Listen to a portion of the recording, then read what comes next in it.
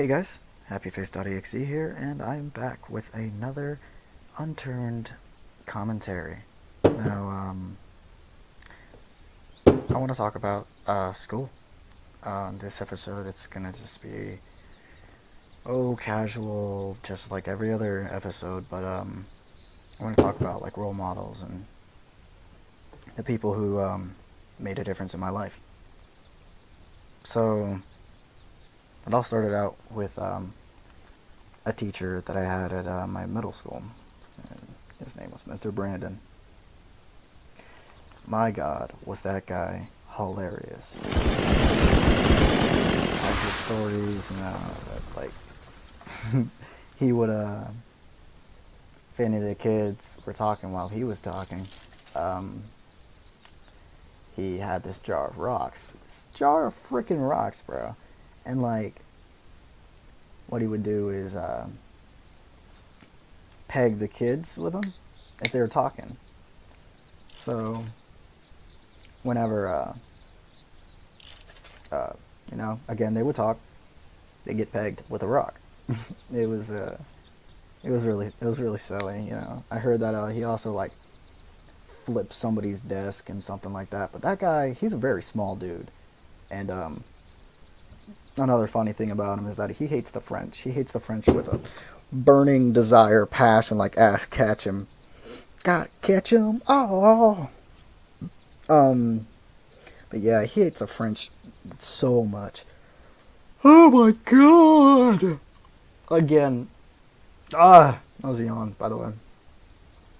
Um, yeah, and he was really short too, so we would call him Napoleon. Jesus, goodness, good times, good times. But yeah, he had a huge impact on my life. He was super understanding, and he looked at things the way I did. Um, I'm not that optimistic, and I see the negative things in people first, which, freaking, why are you looking at people in a negative way? Well, I do that because that's how I grew up, you know. Um, Another teacher who really helped me out. He really didn't even help me out. He's just a good guy. Guy named Mr. King. Oh, goodness, again. Um, yeah, he's like, I like the longboard, and maybe I can put in a video of me longboarding sometime soon. I don't know. Um, but yeah, he's genuinely interested in it. He's other teachers that I've talked about longboarding to. They act like they don't care, which makes me lose a little bit of respect for them. Um, but yeah, I understand. It's not their job to care; it's their job to teach us. But yeah, Mr. King, he's such an accepting guy. He was I don't know. There's just things that I told him that I haven't told very many people. So I see him as a role model in my life. He's like he's like that uncle that buys you candy when you're little, and then gives you to your parents and laughs because he makes you hyper. He's like that chill uncle. But geez, another role model for me would be in my life that I met this guy named Joey. Man, I looked up to him when I back in the day when I used to like go to church like every Sunday, every Wednesday for both services on Sunday. But man, I used to look up to that kid. I still look up to him. He's still it still impacts my life to this day. Now, he accepted me as a reference. I was like, hey, I asked him if I could use him as a reference. He was like, yeah, dude, sure.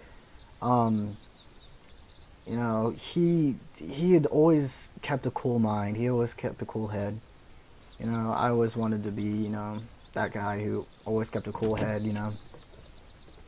Um, it wasn't until like recently though that we got a little bit closer because, you know, now with me being a little older and being a little bit more mature, uh, he and I have gotten a little bit closer. So, props to you, Joey, man. Uh, I miss you, and I hope your schooling's going well, man. I think he works in IT. Oh my god, he's so chill, man.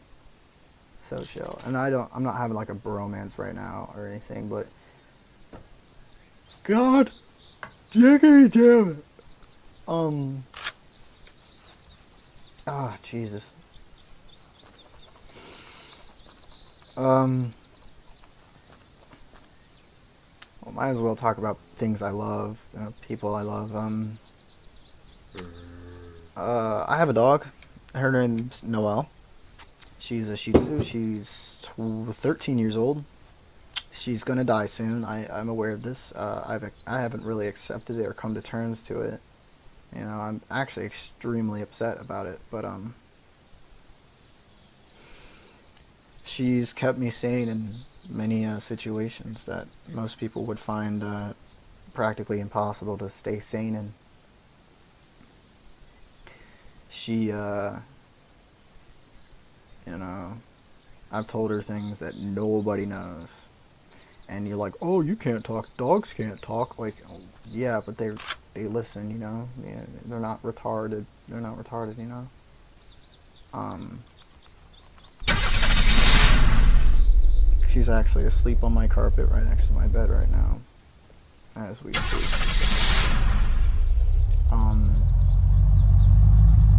But my God, she would sleep in my bed. You know, it would help me sleep. And I don't admit that to anybody, but it does help me. She does help me sleep. And I help her sleep because I cuddle with her. And yeah, I have no idea what happened here. I couldn't move. I was like, wait a second, what the?